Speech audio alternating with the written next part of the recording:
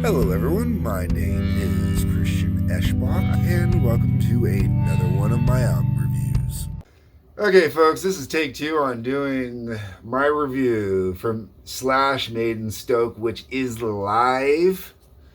This would be right after the first album came out, the first solo Slash album, not Slash's Snake Pit, which is included in here, but the first Slash album, period. Um, and this tour is Miles Kennedy. Now, the nice part about this is this live album allows me to say that Miles Kennedy is an amazing vocalist. It's one of the reasons I will always argue for Miles Kennedy being a great vocalist is him doing this album. And the number of vocalists that I don't want to say he has to replicate, but whose songs he has to cover, because he's not replicating some of them. Let's be very clear, okay? The reason why I bring this up is I don't like Miles Kennedy when he's doing songs with Slash on albums. I generally find those are some of the most boring songs for me, which is one of the reasons I haven't gotten around to covering much Slash, because I believe I've got the second solo album and I kind of gave up after that because I just wasn't into Miles's voice or the songs in general, like the way he's saying. There was just, I don't know what there was so many different complications with it. All right, so I actually had to bring up the computer and the details for this album because, like I said, there's a lot of different stuff covering different eras of Slash. You've got GNR, obviously, you've got Slash's Snake Pit, and then you've got his solo stuff, plus some other stuff in here too. Been There Lately opens up the album. This is off Slash's Snake Pit. I really don't know a lot about Slash's Snake Pit. I wasn't huge into them. I found that the one song that they did play that got a lot of video attention may have been the wrong one to set the tone, but nobody I know really got into the album. So Been There Lately is not a song that has major significance for me, but I think it is a great way to start off this album. I think it kicks it off right. Then it goes into Night Train, which is fantastic, man. Who doesn't want to hear Night Train? You're way up here with the energy. Then we're on to Ghost, which is performed with Ian Astbury on the album, and this version is fantastic. After that, we get into Mean Bone, which is also Slash's Snake Pit. This one doesn't stand out for me at all. I mean, even thinking about it, it really just doesn't do anything for me. Back from Cali. This one actually features Miles Kennedy, who is the vocalist from the album on it. And I do like the live version more than I do like the studio version. I think Miles's voice is more energetic, it's more lively, and he really performs it significantly better as far as I'm concerned. Back from Cali goes right into Rocket Queen, which is fantastic. I love Rocket Queen. I'm kind of a little surprised that Slash does it outside of GNR, just because of all the stories behind it and everything like that. I would have thought that maybe he would have possibly backed off on that one. Then we get into Civil War. Ooh, yeah, Civil War, man. Great rendition on here too, man. Like, I really dig this. And let me tell you, man, I'm going to say this a few times throughout here. Miles Kennedy is really good. Like, you got to figure at this point, he has replicated, or he's had to perform songs by multiple artists. He does not replicate their voices. Okay, so that's why I want to be clear on that. I used that word wrong at first when I went to go say it. And the reason why I say that is no one should try and replicate Axl Rose's voice, because Axl Rose has got one of those voices that Axl can't replicate his own voice. After Rocket Queen, after Civil War, we got Nothing to Say. And this one's not a bad one. I have no views one way or the other. Then we get into Starlight, and Starlight is also another Miles Kennedy tune, and I enjoy the live version more than I do the studio cut. And then Promise, originally featured the late Chris Cornell, Miles Kennedy doing this. Um, it is a shame, really, that Chris Cornell went the way that he did. And it's a shame that he had those demons.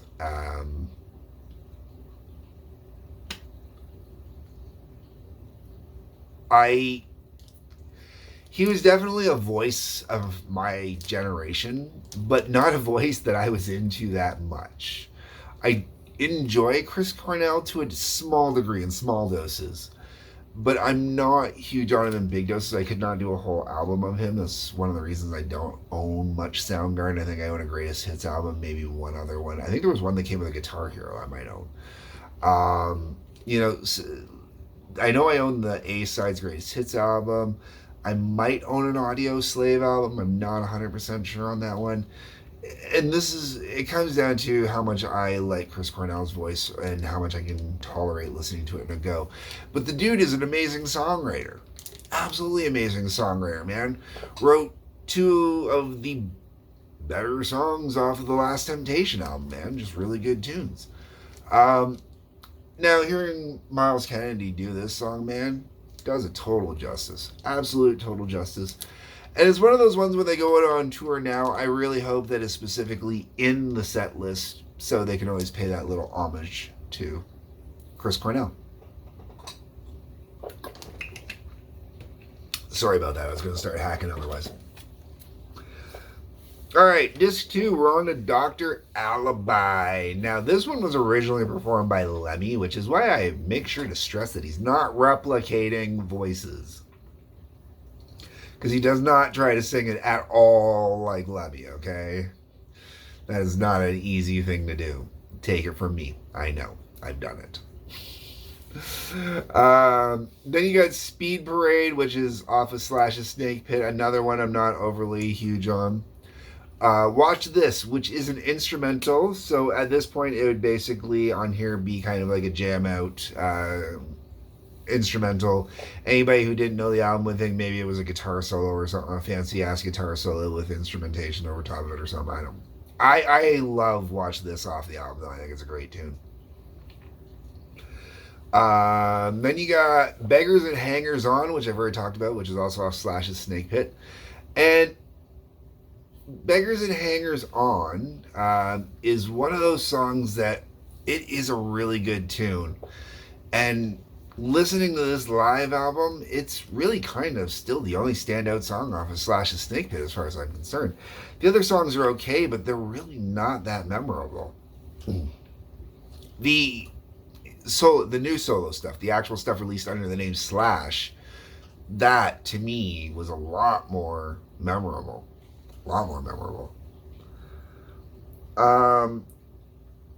Alright, then after Beggars and Hangers On, we go into Patience. I could really deal without this one. I get why it's there, but I could deal without it. Then Slash has a thing where even back in the GNR days, where it's called the Godfather solo, which is Slash basically going out there and doing the theme from The Godfather and really kind of laying into it with his guitar and hammering it home. 10 minutes and 31 seconds of it, which seems a little excessive, but whatever. Sweet Child of Mine, which has to be there. No. Slither from Velvet Revolver. I'm going to say this flat out. I am actually really upset this is the only Velvet Revolver song that's on this live album. Velvet Revolver, it does not get the love that they deserve. I do like major props to the fact that Axl, I don't think he does it all the time, but I know that they've been able to bust out Slither at least while playing with GNR. So that's pretty cool. I would have made the Godfather solo shorter by at least 5 minutes, and I would have definitely stuck in another Velvet Revolver song. Don't care which one, just would have put in definitely another one. Because Velvet Revolver, like I said, there's not enough representation on here.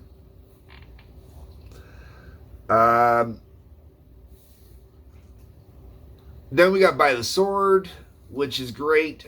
Really love the version on here. Mr. Brownstone.